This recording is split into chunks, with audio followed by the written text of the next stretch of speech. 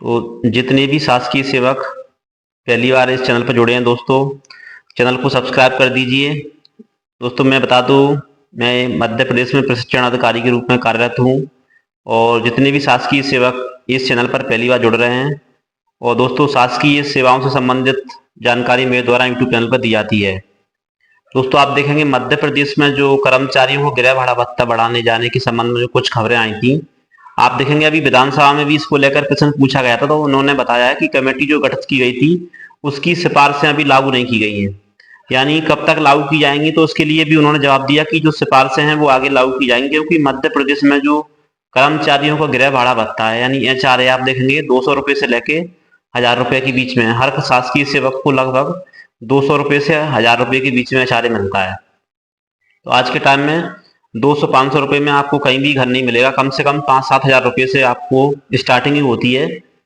और पिछले साल छत्तीसगढ़ सरकार द्वारा जो कर्मचारी थे उनका बेसिक दोस्तों बढ़ाने से जो 7वां वेतनमान था उसके अनुसार उनको गृह भाड़ा भत्ता दिया जाएगा। और मध्य प्रदेश में आप देखेंगे जो आपको गृह भाड़ा भत्ता मिलता है यानी HRA, तो वो मिलता है आपको 6वें वेतनमान के हिसाब से।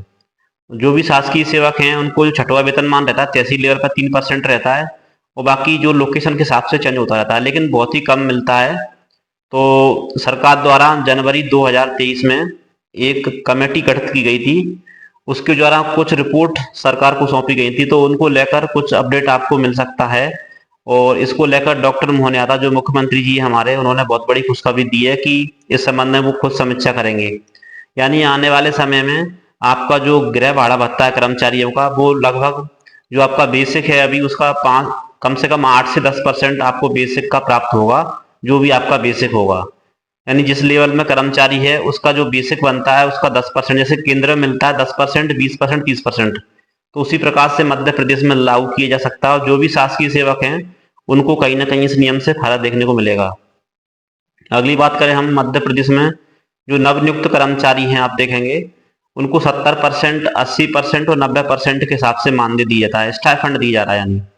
और जब वो 3 साल की सेवा पूरी करते हैं तो उनको इस संबंध में कोई भी एरियर या इंक्रीमेंट 3 साल का नहीं मिलता। लेकिन 12 दिसंबर 2019 से पहले जो कर्मचारी भर्ती हुए थे उनको 2 साल की परिवीक्षा अवधि थी, और जैसे ही वो परिवीक्षा अवधि खत्म करते थे उसके बाद उनको वेतनमान में 2 इंक्रीमेंट लगा के पूरा एरियर समेत उनको मिल जाता था। लेकिन इस प्रोविजन नियम से शासकीय सेवकों को बहुत नुकसान हो रहा है और समस्त शासकीय सेवक परेशान है, तो इसके लिए भी आपको खुशखबरी मिल सकती है।